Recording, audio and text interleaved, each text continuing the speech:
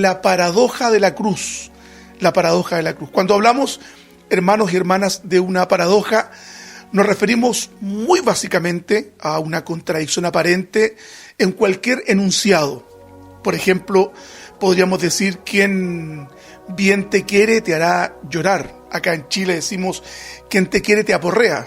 Es paradójico pensar que quien dice amar a alguien puede provocar daño a quien dice ser el objeto de su amor. En el Evangelio también hay algunas paradojas que pudiesen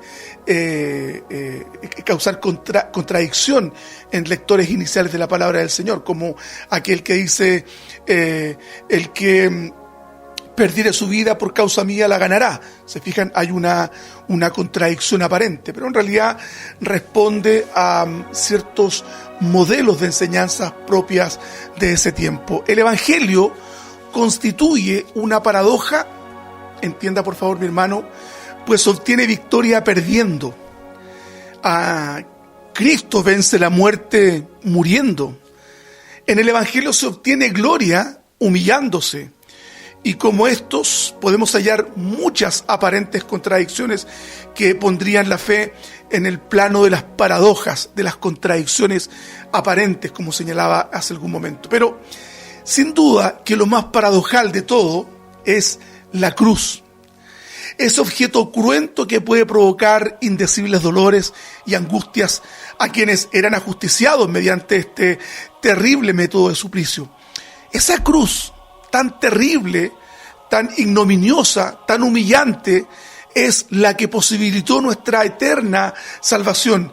Esa cruz, con toda su implicancia y violencia terrible, constituye el acto de amor más inimaginable. Pablo lo expresa de la siguiente manera en el libro de los Colosenses, en el capítulo 1, verso 20. Dice de la siguiente manera, y cito: y por medio de él reconciliar consigo todas las cosas, así las que están en la tierra como las que están en los cielos, haciendo la paz mediante la sangre de su cruz. La cruz, en esta aseveración paulina, es decir, que hace Pablo, trae paz y une una relación estropeada del hombre con Dios. La cruz, donde fue vertida la sangre del Santo Cristo, es el puente que une a Dios con los pecadores. La cruz posibilitó que usted y yo gocemos hoy día de esta comunión con Dios. Ciertamente nuestras limitaciones no nos permiten dimensionar la profundidad que la cruz tiene para nosotros, ni las implicancias a las que ella nos condujo para obtener el favor de Dios. Lo cierto, hermanos amados, es que el sacrificio de Cristo satisfizo las demandas de santidad y justicia que Dios, el Dios Santo, demandaba. Sin cruz no hubiese habido redención. El terrible y humillante sacrificio que Cristo experimentó en la cruz, básicamente tenía como objeto salvarnos a nosotros y posibilitarnos poder gozar de esta comunión con Dios. Y aún más que eso, hermanos, gozar de esta salvación. El Evangelio de Cristo se reduce a la cruz. Ninguno que haya meditado en lo que Cristo hizo en la cruz puede dejar de conmoverse. La cruz es un tema inagotable que no llegamos a comprender cabalmente y en profundidad, pero que debemos procurar hacerlo, aunque sea en parte, este profundo misterio de la salvación. Siempre les planteo, hermanos, ¿por qué Dios me salvó a mí y por qué Dios le salvó a usted? La cruz, sin lugar a dudas, ese objeto que causaba tanto dolor, tanto suplicio, que es la expresión más bárbara de la brutalidad humana, es la que posibilitó nuestra salvación.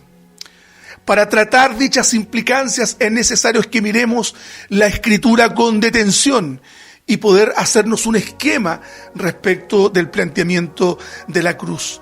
Lo primero, hermanos amados, que quiero tratar con ustedes: la cruz de Cristo implica total negación a nuestro yo.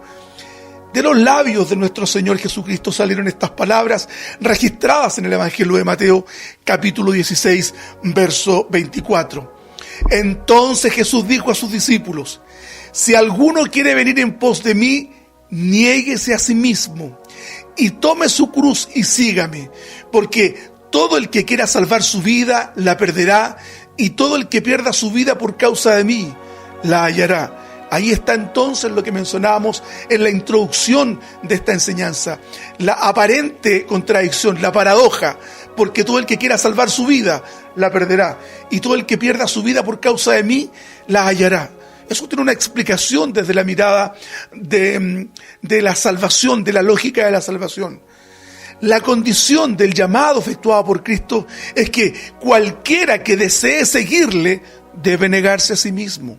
Es decir, que todas sus pretensiones de gloria y autosuficiencia han de tener vencimiento cuando se decida volverse al Señor buscando vida eterna. Es decir, que todas nuestras competencias, toda nuestra suficiencia personal sean puestas delante de la cruz y entender que sin Él, primero, no somos nada, segundo, no logramos nada, y tercero, seríamos reos de condenación eterna y absoluta.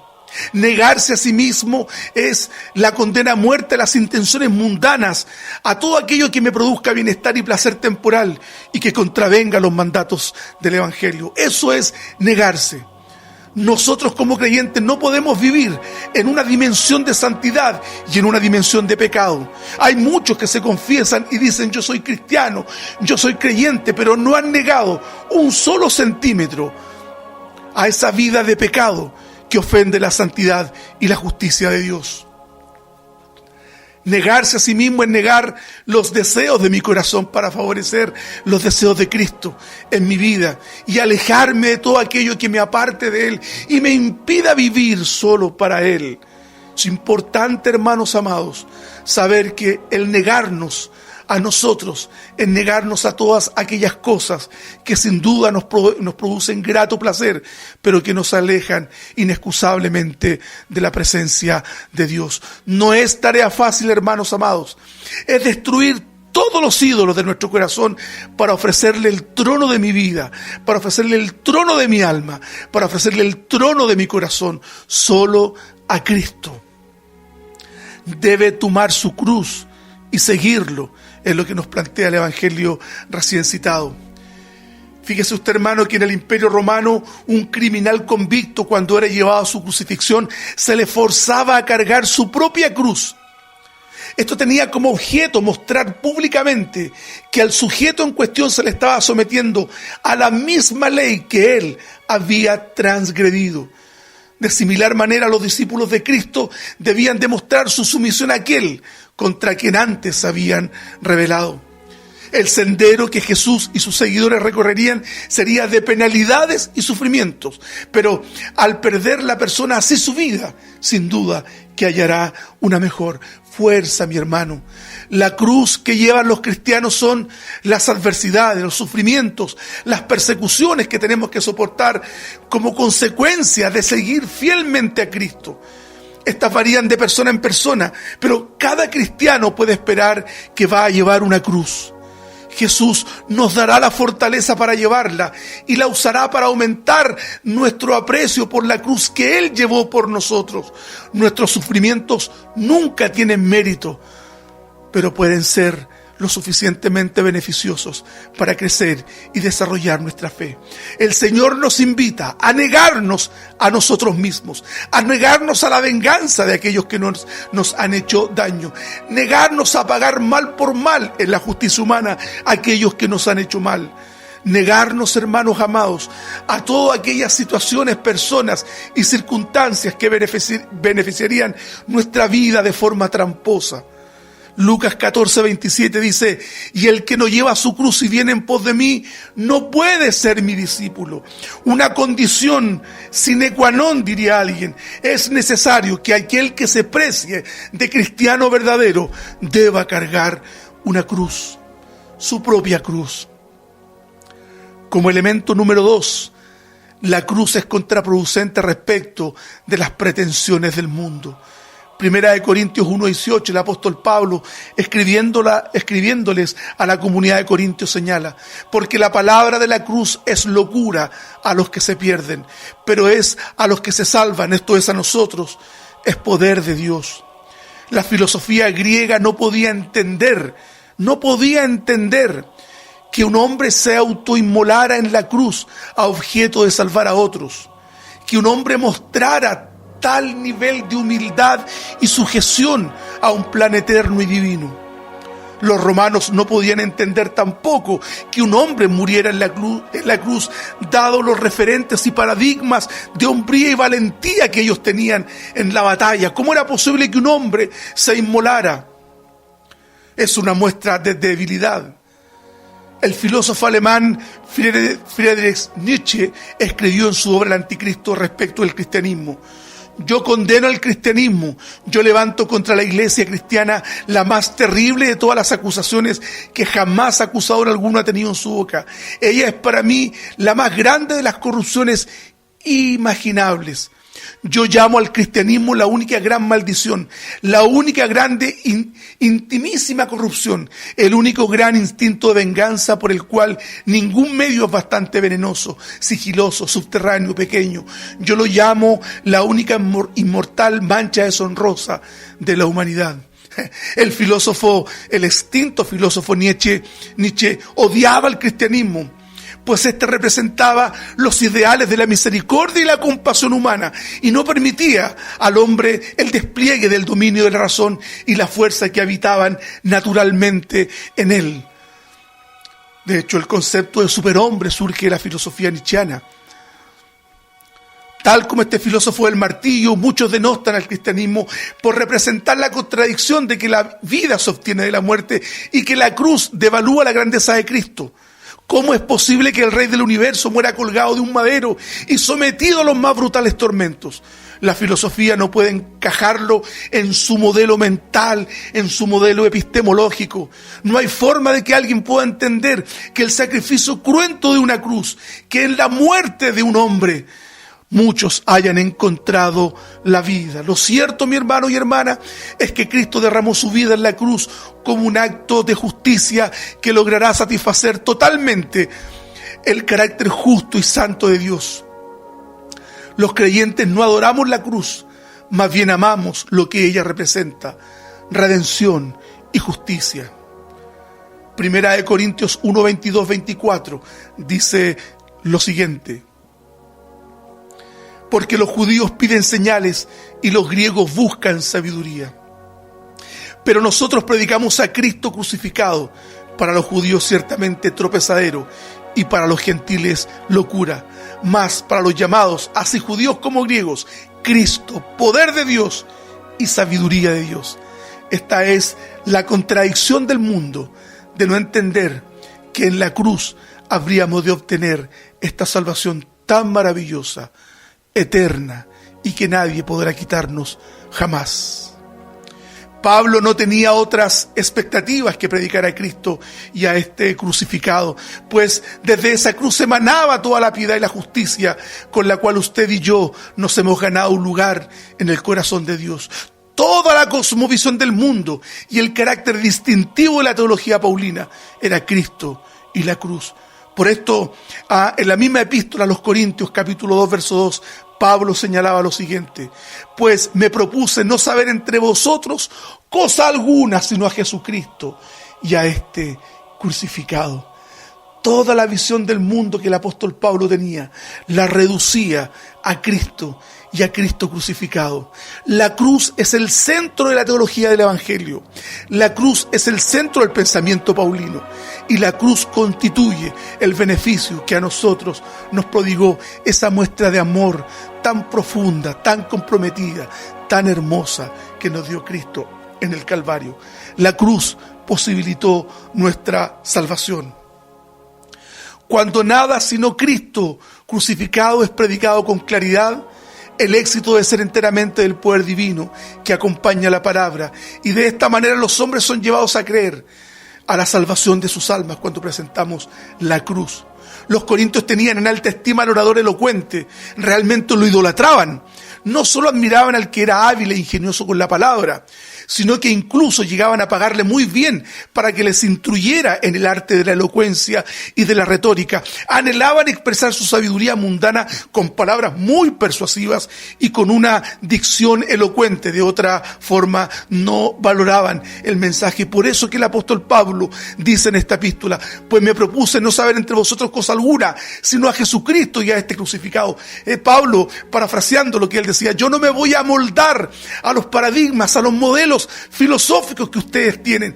Yo vengo a predicar a Cristo y a este crucificado. Tenía buenas razones para mostrarse ante los corintios sin pretensiones. Pablo explica: pues me propuse no saber entre vosotros cosa alguna, sino a Jesucristo y a este crucificado. Los corintios debían fijar sus ojos en Cristo y en la cruz de Cristo, no en Pablo el gran orador. Se debían concentrar en el mensaje sencillo del Evangelio y en ninguna sabiduría mundana que el apóstol Pablo les pudiera impartir. Con mucha pena observo hoy día que muchos cultivan el conocimiento, muchos profundizan en la filosofía y en la teología, dejando de lado la vida espiritual, dejando de lado el mensaje de Cristo, dejando de lado la cruz que posibilitó nuestra redención. Hermanos amados, bendito sea el Señor. ¿Qué beneficio nos reporta la cruz a nosotros como creyentes? Primero, hermanos amados, primero, nos asegura total y absoluto perdón de Dios. Dios mismo, hermanos, no nos imputa pecado alguno, pues en la cruz nuestro Salvador nos aseguró un perdón total, absoluto y definitivo. Por eso, hermano, yo te invito a que esta mañana sientas el perdón de Dios si tú miras la cruz en una actitud de fe, dejando la altanería y la suficiencia de tu corazón. Mira la cruz de Cristo, de tal manera que puedas ver en el crucificado la justicia de Dios, operando de forma inexplicable, pero beneficiosa para cada uno de nosotros. La cruz de Cristo nos ha hecho salvos, pues Dios demostró su amor redentor en el sacrificio de nuestro Señor. Esta salvación no es mérito nuestro, hermanos. Ninguna de nuestras obras puede intentar siquiera compensar este acto de amor y fidelidad de Dios. La cruz es la materialización del profundo y comprometido amor de Cristo por cada uno de nosotros. Jesús puso su vida en garantía por nosotros, por lo cual nadie puede acusarnos de pecado alguno. En la cruz de Cristo expurgó todo aquello que nos impedía acercarnos a Dios. Por lo tanto, hermanos amados, el sacrificio de Cristo nos ha asegurado una salvación eterna, definitiva y absoluta. Ha perdonado todos nuestros pecados. Sí, hermano, todos nuestros pecados. Los pecados que cometimos, los pecados que cometemos y los pecados que vamos a cometer. Tengo que hacer la aclaración por si eventualmente hay alguien que no pueda comprender esta profunda verdad. ¿Quiere decir entonces que yo voy a pecar de tal suerte que ya me sé perdonado por Dios? No. La responsabilidad ética con los mandatos del Evangelio pone en evidencia un corazón rendido totalmente a Cristo. Usted no puede decirse cristiano si usted peca, si usted adultera, si usted fornica, si usted miente, si usted roba. No puede usted llamarse un cristiano redimido, puesto que si está cometiendo permanentemente en esos pecados, la cruz no ha tenido efecto en su vida, ni mucho menos el acto de este beneficio de la regeneración. Como señalé hace un momento, la cruz es la materialización del profundo y comprometido amor de Dios por cada uno de nosotros. Cuando usted se sienta que Dios no le ama, mire la cruz. Cuando usted se sienta solitario, mire la cruz.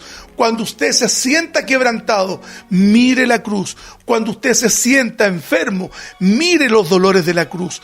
Cuando usted se sienta en profunda soledad, mire usted la soledad de Cristo, porque Dios le volvió la cara cuando Él estaba en la cruz, agónico, Padre mío, ¿por qué me has desamparado?, gritó Cristo con su voz estertórea de lo profundo de su corazón. Elí, Elí, lama sabatani. Padre mío, ¿por qué me has desamparado? Porque la soledad de Cristo en la cruz es la compañía que tenemos nosotros. La desgracia de Cristo en la cruz es la gracia que hoy día nosotros podemos vivir, hermanos, y disfrutar. ¿Cuántos de los que me están escuchando dicen amén, amén y amén?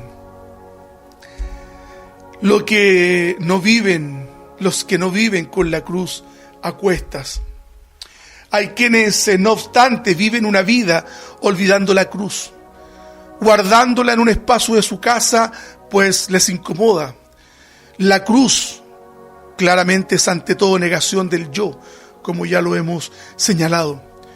Querido hermano, si su interés principal es salvar esta vida, sacarle los máximos deleites, satisfacciones y placeres, terminará perdiendo todo.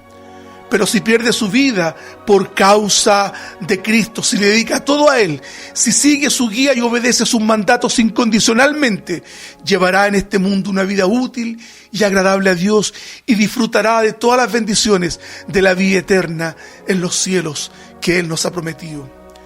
Muchos creyentes desean hoy día obviar la cruz, soslayarla, empequeñecerla, tornarla inexistente, pues es gravosa, es molesta muchas veces. Es duro lidiar con ella, es difícil cargarla, pues su peso a veces se hace extenuante, nos cansa, nos molesta. Yo quiero preguntarte esta mañana, ¿cómo es tu cruz?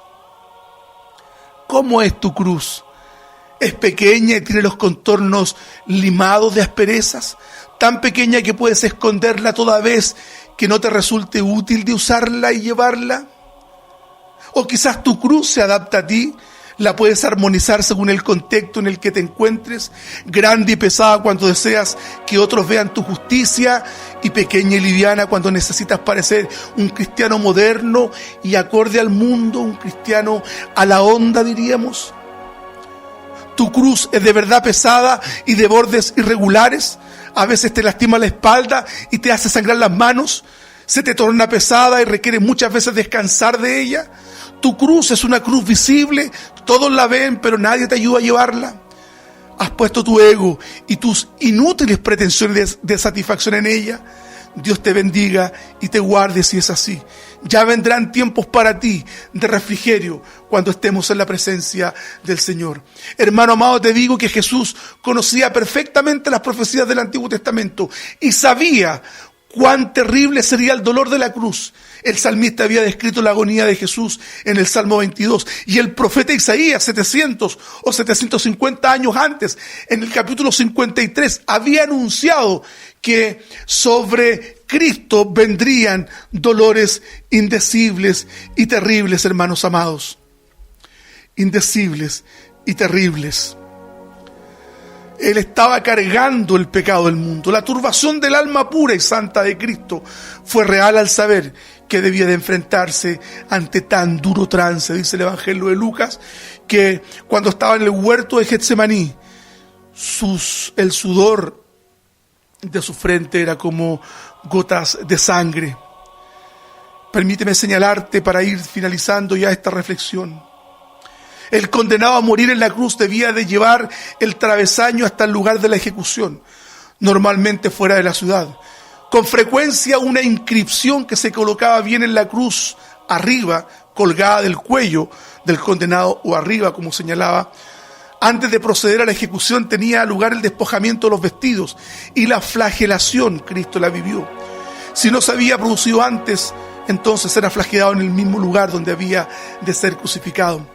El condenado era sujetado a la cruz en el mismo lugar de la ejecución, mientras ésta estaba aún en el suelo, y luego levantado con ella, o más frecuentemente el palo vertical, era hincado en el suelo antes de la ejecución, y el delincuente, atado al travesaño, era levantado con él mismo y sujetado al palo vertical.